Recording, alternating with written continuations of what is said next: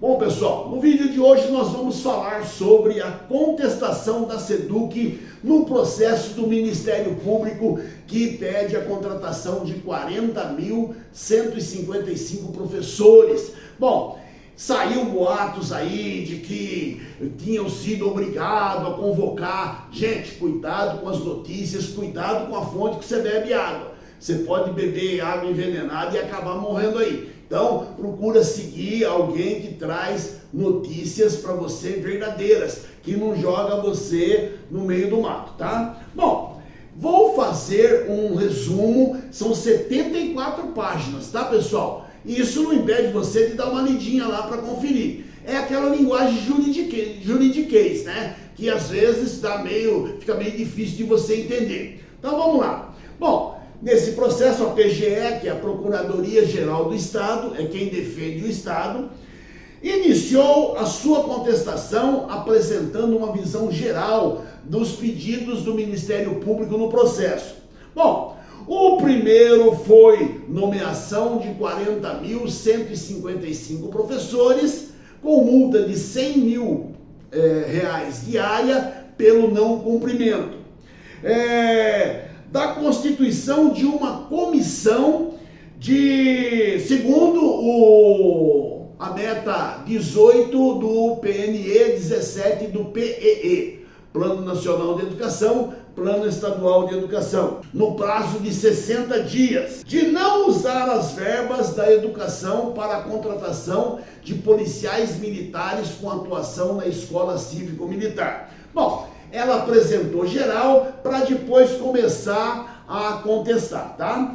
Já esse é o item 1. No item 2, ela discute as questões relativas à competência do juiz, dizendo que, contestando se é o juízo de primeira instância que vai decidir sobre isso, ou se tem que aguardar a decisão do STF. Aí ela apresenta súmulas, várias legislação de que um órgão menor não pode passar por cima de um órgão maior. Essa é a contestação deles. Gente, na contestação você pode alegar o que você quiser, tá? Mesmo que não seja bem assim, sabe como é que é? Dizendo que deve aguardar uma manifestação do Supremo Tribunal Federal. E aí colocou a súmula lá. Toda vez que você fala alguma coisa, você apresenta a base legal, tá? No processo funciona assim. Contesta o Plano Nacional de Educação e o Plano Estadual de Educação, dizendo que não é uma lei, não é uma obrigação, você não é obrigado a cumprir, é uma referência. Então, é uma sugestão. Eu sugiro que você não pule no barranco. Só que você pula se você quiser. Isso que ela quis dizer, que você não é obrigado a pular, tá? Que é só uma referência. Portanto, não tem obrigação de cumprir o que o Ministério Público alegou de documentos. Inclusive apresenta um documento dizendo que foi o Ministério Público que apresentou. Olha aí, eu vou mostrar para você aí. Ilegível. Eu achei incoerente, tá, gente? É opinião pessoal. Já aí vai para o item 3. Esse é o item mais longo, onde ele contesta tudo. Inclusive tem uma surpresa para você aí no item 3. Diz que 40.155 vagas não se refere à real quantidade da necessidade de professores efetivos, que não existem esses cargos, pois o MP desconsiderou, sabe a aula que não é aula, o cargo que não é cargo, né? Desconsiderou as aulas apuradas. Então eles contestam o relatório do Tribunal de Contas do Estado, dizendo que há um déficit de mais de 50% de professor. Que o Ministério Público desconsiderou projeto, oficina e eletivas. Os itinerários que não levam a lugar nenhum, que isso aí não é cargo de professor efetivo. Agora, como que você cria um cargo que não é cargo? Um cargo que pode ser ocupado por funcionário temporário. Gente, não existe isso, isso aí é ilação, tá? Então, viajando a batatinha aí. Que é preciso observar os limites orçamentários e pontuais. Que já tem professor na carga, está ganhando o salário do professor que estaria lá, mas ele diz que vai, não tem verba, LDO, LOA, e lei de orçamento, responsabilidade fiscal, gente, até a mãe na carriola, tá? Que o Ministério Público não considerou os parâmetros normativos que designam o Estado de São Paulo, que está em processo um concurso para efetivação e um plano de redução. Olha, esse é um lugar, uma coisa que você tem que crescer o olho, principalmente se você é contratado. Redução de vagas para professores temporários. Então, essa chuva de PEI que vem para 2026 vai reduzir sensivelmente os cargos de professor contratado. Que contesta o estudo do Tribunal de Contas de São Paulo. Diz que não é bem assim, que não levou em consideração alguns parâmetros legais. Ou seja, quis dizer o seguinte, que o Tribunal de Contas do Estado não entende de educação. Então meteu o bedelho onde não sabia e falou que não tinha conhecimento. Diz que em 2013 foi feito um concurso para atribuição de 59 mil novas vagas, novos cargos, e para professor de educação básica 2, e 12.085 de professor de educação básica 1. Gente, professor de educação básica 1, ó, faz tempo que não é chamado. Que o atual concurso já efetivou 12.842 professores, sendo 3.819 com carga completa, 25 horas aulas, e 9.013 com carga ampliada, 40 horas aulas.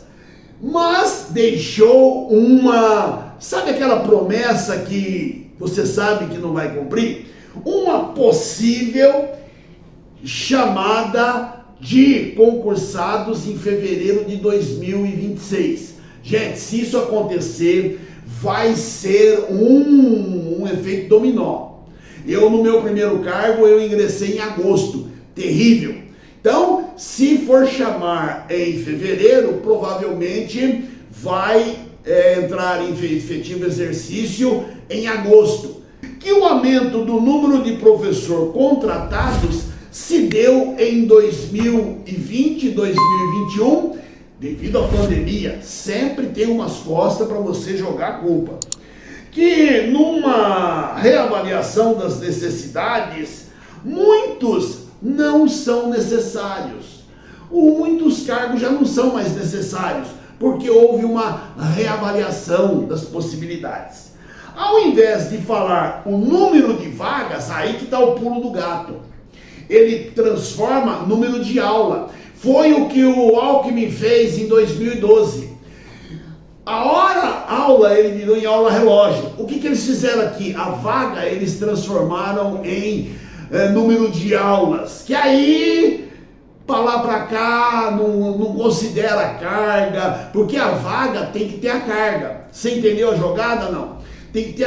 Agora, o número de aulas é genérico, vai pegar dessa escola, naquela escola, para formar um cargo. Então, quando não dá carga, é desprezado. Então, tem um monte de aula aí debaixo do tapete que não aparece nessa jogadinha. Sabe como é que é? Aquele drible. Que não é possível analisar a dimensão da necessidade temporária. Não dá para calcular.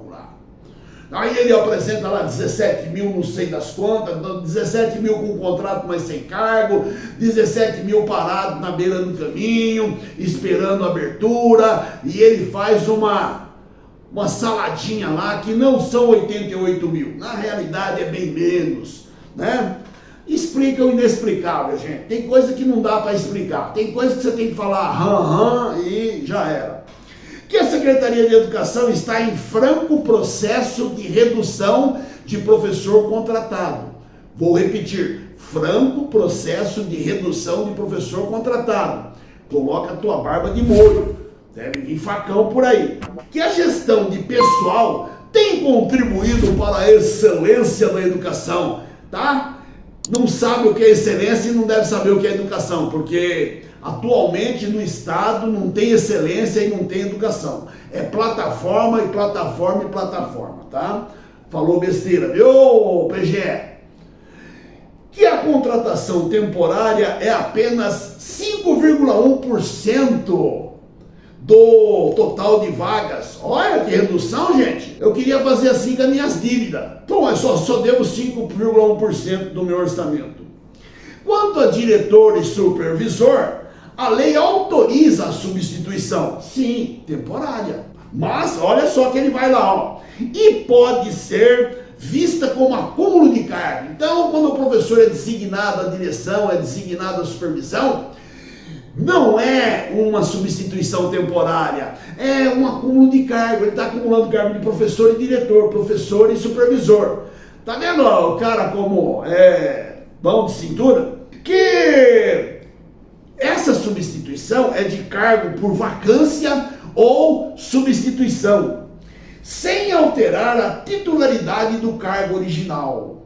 Sabe o que é? Isso não vai afetar, né, no cargo de diretor. Gente, o diretor efetivo é muito melhor, por quê? Porque ele sabe que ele pode tomar certas decisões. O designado, ele não pode fazer plano a longo prazo, porque ele não sabe até quando ele vai ficar ali. E para eles, excelência educacional, não esqueça dessa palavra, grifa aí. Que a meta 18 mudou, não é 90%. O Ministério Público leu errado.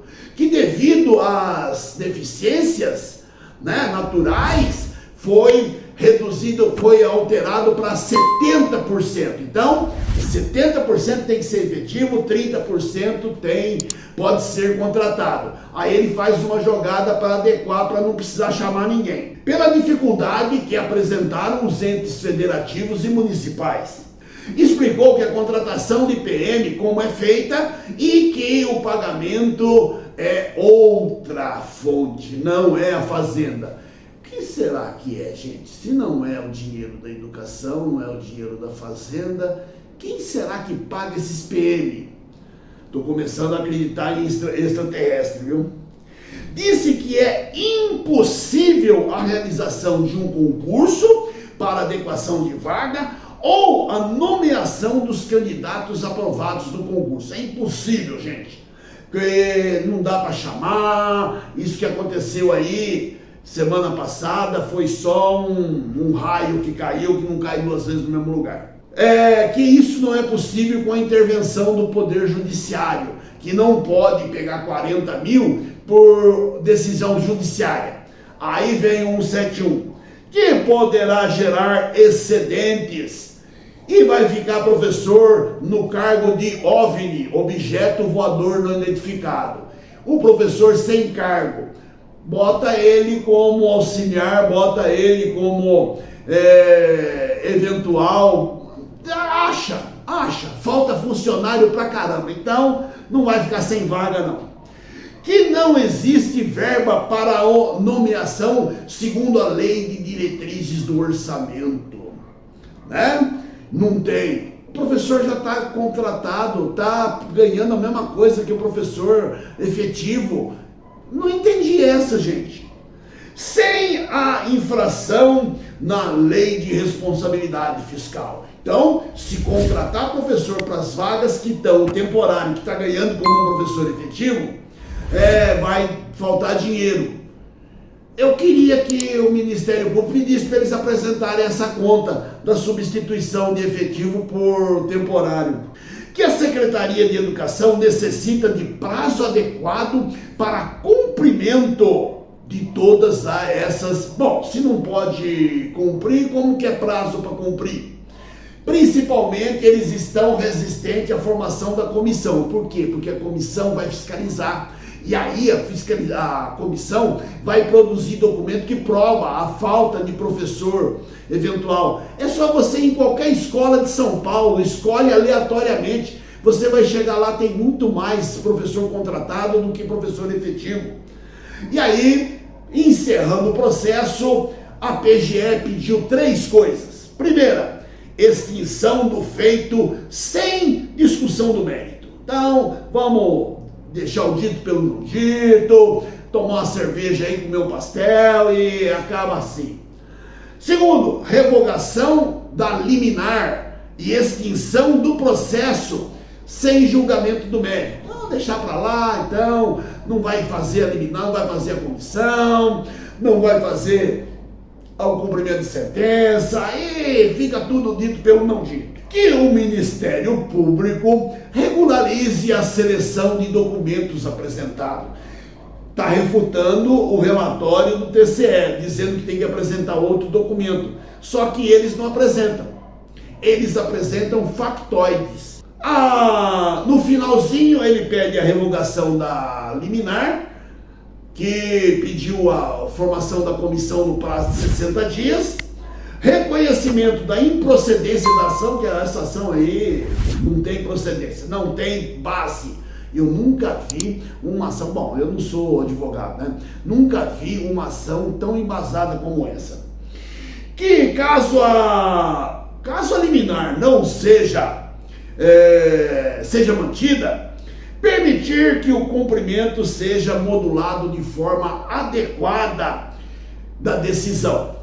Bom, pessoal, esse é um resumo de 74 páginas e se você quiser ler aí, está sendo espalhado em WhatsApp, em Facebook aí, a contestação inteira. Tá bom, pessoal? Bom, o vídeo de hoje é esse, até o próximo.